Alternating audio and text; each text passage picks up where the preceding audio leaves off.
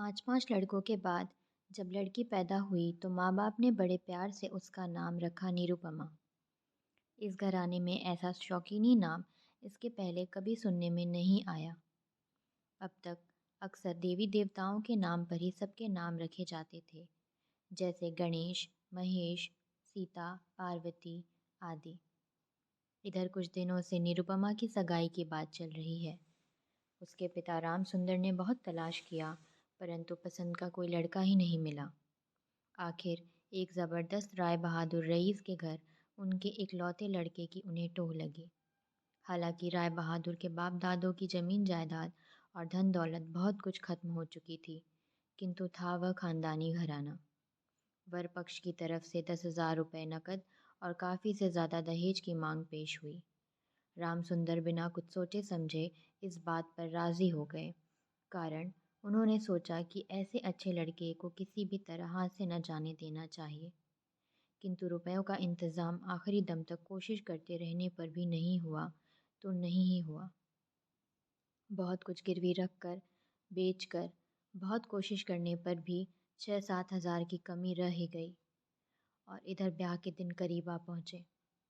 अंत में ब्याह का दिन भी आ गया।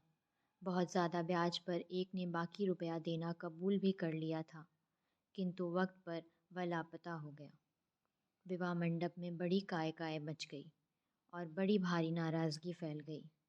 राम सुंदर ने राय बहादुर के हाथ जोड़े, खुशामद की और कहा, शुभ कार्य पूरा हो जाने दीजिए, आपके रुपए मैं ज़रूर अदा कर दूंगा।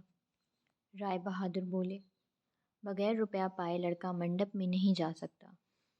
इस अप्रिय घटना से घर के भीतर औरतों में रोना सा पड़ गया और इस भारी मुसीबत का जो मूल कारण है वह ब्याह के कपड़े पहने, गहने पहने, माथे पर चंदन लेपे चुपचाप बैठी थी।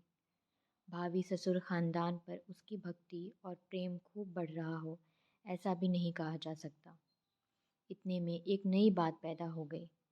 लड़का अकस्मात ही अपने बाप के खिलाफ हो गया।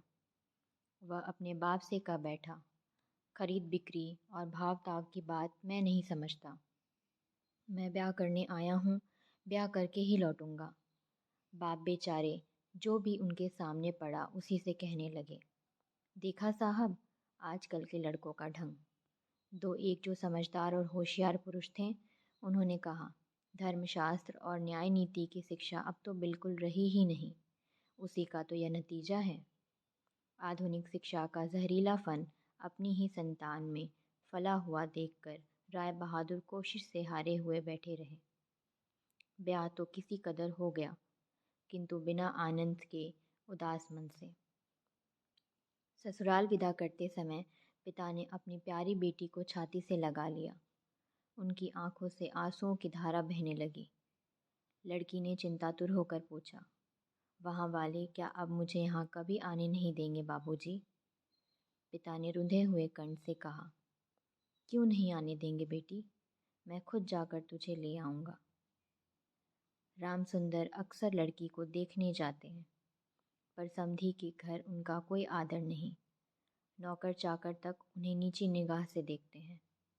अंतपुर के बाहर एक अलहदा कमरे में 5 मिनट के लिए किसी दिन लड़की से मिल पाते और किसी दिन यूं ही बिना मिले ही वापस चले आते।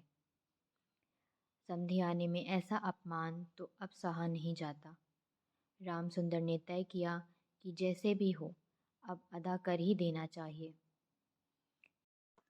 किंतु अभी जितना कर्ज का बोझ सिर पर लदा है, उसी से छुटकारा पाना मुश्किल हो रहा है।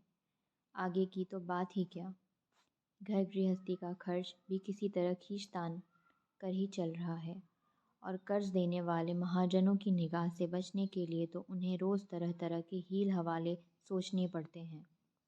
इधर ससुराल में निरुपमा को रात दिन उठते बैठते जली कटी सुननी पड़ती है। मायके की निंदा सुनते सुनते जब बर्दाश्त से बाहर हो जाता है, तब वह अपने कमरे का दरवाज़ा बंद करके अकेले बैठी आंसू बहाया करती है और यह उसका रोज़ का काम हो गया। खासकर सास की घुड़की झिड़की तो कभी रुकती ही नहीं। यदि कोई कहता कि आह कैसी शक्ल है, ज़रा बहू का मुंह तो देखो, तो सास झमक कर बोल उठती हैं, होगी नहीं, जैसे घर की लड़की है, शक्ल भी तो वैसी ही होगी। और तो क्या, बहू के खाने पहनने तक की कोई खबर नहीं लेता। अगर कोई दयावान पड़ोसिन किसी गलती का जिक्र करती तो सास कहती, बस बस, बहुत है इतना ही। अर्थात अगर बाप पूरे रुपए देता तो लड़की की पूरी खातिर होती। सभी ऐसा भाव दिखाते जैसे बहू का यहाँ कुछ हक ही नहीं, जैसे वहाँ वह धोखे से घुस आई हो। शायद लड़की के इस अनादर और अपमान की बात उसके पिता के कानों तक पहुँच गई, और उसका फल यह हुआ कि राम सुंदर रहने का मकान तक बेचने की कोशिश करने लगे। किंतु अपने लड़कों से उन्होंने यह बात बिल्कुल छिपा रखी कि वे उन्हें बिना घर द्वार के करने पर तुले हुए हैं। उन्होंने तय किया था कि मकान बेचकर उसी को किराए पर लेकर रहेंगे, और ऐसी तरकीब से लगे कि उनके मरने से पहले लड़कों को इस बात का पता ही न पड़ पाएगा। लड़कों को किसी तरह यह बात मालूम हो गई। सबके सब लड़के बाप के पास आकर रोने लगे। खासकर बड़े तीनों लड़के विवाहित हैं और उनमें से किसी किसी के बच्चे भी हैं। उनके विरोध ने बड़ा गंभीर रूप धारण किया। आखिर मकान बेचना स्थगित रहा, और तब राम सुंदर जगह जगह से मोटे ब्याज पर थोड़े थोड़े रुपए कर्ज लेने लगे। अंत में ऐसा हुआ कि घर का खर्च चलाना भी मुश्किल हो गया। निरुपमा पिता का मुंह देखकर सब समझ गई। उसे बूढ़े पिता के सफ़ेद बालों पर, सूखे चेहरे पर और सदा सिकुड़े हुए भाव पर गरीबी और परेशानी की छाया साफ साफ दिखने लगी। लड़की के सामने जब पिता अपराधी हो तो उस अपराध के लिए उसका पछतावा क्या छिपाया जा सकता है। राम सुंदर समधियाने में जब इजाज़त प्राप्त करने के बाद किसी दिन क्षण भर के लिए किसी तरह लड़की से मिलते, तब उनकी छाती किस कदर फटती, सो तो उनकी हंसी से ही मालूम हो जाता। महज अपने पिता के दुखी दिल को तसल्ली देने के लिए ही कुछ दिन से निरुपमा मायके जाने को अधीर हो उठी है। पिता के सूखे चेहरे को देखकर अब वह उनसे दूर नहीं रह सकती। एक दिन पिता से उसने कहा, बापूजी, मुझे घर ले चलो। पिता ने कहा, अच्छी बात है। किंतु उनका कोई बस नहीं था। अपनी लड़की पर पिता का जितना स्वाभाविक अधिकार होता है, मानो दहेज के रुपयों के बदले उसे गिरवी रख देना पड़ा हो। और तो क्या, लड़की से मिलने के लिए भी बहुत ही संकोच के साथ भीख सी मांगनी पड़ती है, और किसी किसी दिन तो मनाही हो जाने पर फिर दूसरी बार कहने का मुंह ही नहीं रह जाता। किंतु लड़की जब स्वयं मायके आना चाहती है, तब भला बाप उसे बिना ले जाए कैसे रह सकता है। समधी की सेवा में इस बात की दरख्वास्त पेश करने के पहले राम सुंदर ने उनके आगे कितनी दीनता, कितना अपमान और कितना नुकसान उठाकर 3,000 रुपये इकट्ठे किए थे। इस इतिहास का छिपा रहना ही अच्छा है। राम सुंदर 3,000 के नोट रुमाल में लपेटकर उसे अच्छी तरह चादर में बांधकर समधी के पास जाकर बैठे। पहले तो मुंह पर हंसी लाकर मोहल्ले की बात छेड़ी, फिर हरे कृष्ण के घर जो बड़ी भारी चोरी हो गई थी उसका शुरू से आखिरी तक किस्सा सुनाया। नवीन माधव और राधा माधव दोनों भाइयों की तुलना करने, उनकी विद्या बुद्धि और स्वभाव के बारे में राधा माधव की प्रशंसा और नवीन माधव की निंदा की। शहर में एक नई बीमारी फैली है, उसके बारे में बहुत सी अजीब अजीब बातें कहीं, और फिर अंत में चादर को एक किनारे से रखकर बातों ही बातों में बोले, हे बाबू साहब, आपके रुपए तो अभी बाकी ही हैं। तब आता हूँ तभी सोचता हूँ कि कुछ लिए चलूँ, पर चलते वक्त ख्याल ही नहीं रहता। अब तो भाई बूढ़ा हो चला हूँ।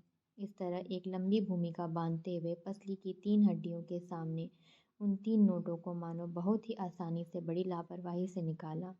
ले देकर सिर्फ 3,000 के नोट देखकर राय बहादुर ठहाका मारकर हंस पड़े और बोले, अजी रहने दो, इन्हें अपने पास ही रहने दो, मुझे नहीं चाहिए। और एक प्रचलित कहावत का उल्लेख करके उन्होंने कहा, ज़रा से के वास्ते अब क्या हाथ गंदे करें। इतनी बड़ी बात हो जाने के बाद लड़की को विदा कराने की बात और किसी के मुंह से शायद नहीं निकलती, किंतु राम सुंदर ने सोचा, रिश्तेदारी का संकोच अब मेरे लिए शोभा नहीं देता। हृदय में गहरी चोट पहुंचने के कारण कुछ देर तो वो चुप रहे, फिर अंत में उन्होंने नरमाई से उस बात का जिक्र किया। राय बहादुर ने किसी कारण का उल्लेख किए बिना ही कहा, विदा तो अभी भी नहीं हो सकती। इतना कहकर वे किसी काम से बाहर चले गए। रामसुंदर कांपते हुए हाथों से उन नोटों को चादर की छोर में बांधकर, लड़की को मुंह न दिखाकर सीधे घर लौट आए और मन ही मन कसम खा ली कि जब तक पूरे रुपए चुकाकर लड़की पर अपना हक नहीं पा जाता, तब तक समधी के घर न जाऊंगा। बहुत दिन बीत गए। निरुपमा बाप को बुलाने के लिए आदमी पर आदमी भेजती रही, किंतु घर पर कभी वे मिले ही नहीं। बहुत दिनों से अपने बापूजी को ना देख पाने से भीतर ही भीतर वह घुलने लगी। आखिर उसने आदमी भेजना भी बंद कर दिया और तब बाप के मन में बड़ी चोट लगी, किंतु फिर भी वे लड़की के घर नहीं गए। कुंवार का महीना आया। रामसुंदर ने कहा, अब की बार पूजा में लड़की को ज़रूर बुलाऊंगा, नहीं तो मैं। बड़ी कड़ी प्रतिज्ञा कर बैठे। दुर्गा पूजा की पंचमी के दिन रामसुंदर फिर चद्दर की छोर में कुछ नोट बांधकर चलने की तैयारी करने लगे। इतने में 5 साल का पोता आकर कहने लगा, बाबा, मेरे लिए गाड़ी खरीदने जा रहे हो? बहुत दिनों से उसे रबर की पहियों की ठेला गाड़ी पर चढ़कर हवा खाने का शौक हुआ है, किंतु किसी भी तरह वह पूरा नहीं हो रहा। 6 वर्ष की एक पोती ने आकर रोते रोते कहा, पूजा के न्योते में जाने के लिए मेरे पास एक भी अच्छी धोती नहीं है बाबा। रामसुंदर यह सब जानते थे और इस बारे में उठते बैठते बहुत कुछ सोच भी रहे थे, और साथ ही इस सोच में भी पड़े हुए थे कि राय बहादुर के घर से कहीं पूजा का न्योता आ गया तो क्या अपनी बहुओं को वहाँ इसी तरह मामूली गहने पहनकर मेहरबानियाँ पाए हुए गरीब की तरह जाना पड़ेगा। ये सब बातें सोचते हुए उन्हें बहुत सी गहरी सांसें लेनी पड़ी, पर उससे उनके माथे पर सिकुड़न पड़ने के सिवा और कोई नतीजा नहीं निकला। गरीबी से तबाह अपने घर का रोना कानों में लिए हुए रामसुंदर ने समधी के घर कदम रखा। आज उनमें संकोच का भाव नहीं था। दरबान और नौकरों के मुंह की तरफ देखने से पहले जैसे उन्हें झिझक होती थी, अब वह बात नहीं रही। अब तो वे ऐसे घुसे जैसे अपने ही घर में घुस रहे हों। भीतर जाकर उन्होंने सुना कि राय बहादुर घर में नहीं है। कुछ देर बैठना पड़ेगा। रामसुंदर मन की उमंग को रोक न सके। लड़की से भेंट की मारे आनंद के उनकी आंखों से टप टप आंसू गिरने लगे। बाप भी रोए, बेटी भी रोई। किसी के मुंह से बात नहीं निकली। इसी तरह कुछ समय बीत गया। बहुत देर बाद रामसुंदर ने कहा, अब की बार तुझे ज़रूर लेवा चलूँगा बेटी, अब कोई अड़चन नहीं। रामसुंदर का बड़ा लड़का हरमोहन अपने दोनों छोटे बच्चों को साथ लेकर सहसा घर में आ घुसा और पिता से बोला, बापूजी, तो क्या हमें अब रास्ते का भिखारी ही बनना पड़ेगा? रामसुंदर सहसा गुस्से से भर उठे और बोले, तो तुम लोगों के लिए क्या मैं नरकगामी बनूं? मुझे तुम लोग अपने सच का पालन नहीं करने दोगे। रामसुंदर ने अपना मकान बेच डाला था और इस बात का भी उन्होंने ठीक काफ़ी इंतज़ाम कर लिया था कि लड़कों को किसी तरह मालूम ना पड़े, किंतु आश्चर्य है फिर भी उन्हें मालूम पड़ ही गया। इससे लड़कों पर उन्हें इतना गुस्सा आया कि आपे से बाहर हो गए। लड़के के साथ पोता भी था, वह भी उनके दोनों घुटनों को ज़ोर से पकड़कर मुंह उठाकर कहने लगा, बाबा, मेरी गाड़ी। रामसुंदर सिर झुकाए खड़े रहे। कोई जवाब न पाकर बच्चा निरुपमा के पास दौड़ा, बोला, बुआ जी, मुझे एक गाड़ी ले दोगी? निरुपमा सब समझ गई, बोली, बापूजी, अगर तुमने एक पैसा भी मेरे ससुर को दिया तो फिर तुम अपनी बेटी को जिंदा ना पाओगे। मैं तुम्हारी देह छूकर कहती हूँ। छी बेटी, ऐसा नहीं कहते। अगर मैं रुपया ना दे सका तो इसमें तेरे बाप की ही बेइज्जती है और तेरी भी। बेइज्जती तो रुपया देने में है, तुम्हारी बेटी ही क्या कोई इज्जत नहीं। मैं क्या सिर्फ 1 रुपए की थैली हूँ? जब तक रुपया है तभी तक मेरी कीमत है। नहीं बापूजी, रुपए देकर तुम मेरा अपमान न करो। और फिर तुम्हारे दामाद तो रुपए चाहते नहीं। तो फिर ये तुझे विदा जो नहीं करेंगे बेटी। ना करें तो क्या करोगे? तुम भी विदा कराने मत आना। रामसुंदर कांपते हुए हाथों से नोट बंधे दुपट्टे को कंधे पर डालकर फिर चोर की तरह सबकी निगाह बचाकर घर लौट गए। किंतु यह बात किसी से छिपी न रही कि रामसुंदर रुपए लेकर आए थे और लड़की के मना कर देने से बिना दिए ही चले गए। किसी नटखट दासी ने कान लगाकर ये बातें सुन ली थीं और सास से कह दी थीं। सुनकर सास मारे गुस्से के आपे से बाहर हो गई। निरुपमा के लिए उसकी ससुराल कांटों की शैया ओढ़ थी।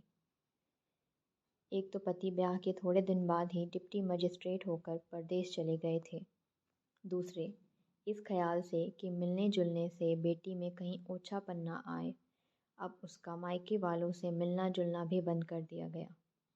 इसी बीच में निरुपमा एक बार बहुत ज़्यादा बीमार पड़ गई, किंतु इसके लिए केवल उसकी सास को ही अपराधी नहीं ठहराया जा सकता।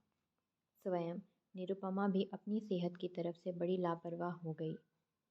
कार्तिक के महीने में जबकि काफ़ी ओस पड़ती है, सारी रात वह सिरहाने की खिड़की खोलकर सोती और रात भर उघाड़ी पड़ी रहती थी।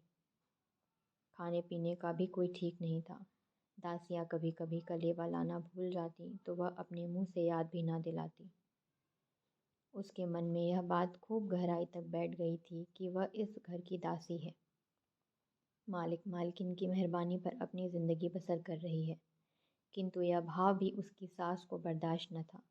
अगर खाने पीने में बहू की तरफ से कोई लापरवाही देखती तो झट कह बैठती, नवाब की बेटी है ना, गरीब के घर का खाना क्यों रुचने लगा। कभी कहती, देखो ज़रा शक्ल तो देखो कैसी हो रही है, दिनों दिन जली लकड़ी जैसी होती जा रही है। अंत में एक दिन निरुपमा ने सास से बड़ी विनती के साथ कहा, माँ, बापूजी और भाइयों को एक बार बुलाकर दिखा दो न माँ। सास बोली, बस सब मायके जाने के ढोंग हैं।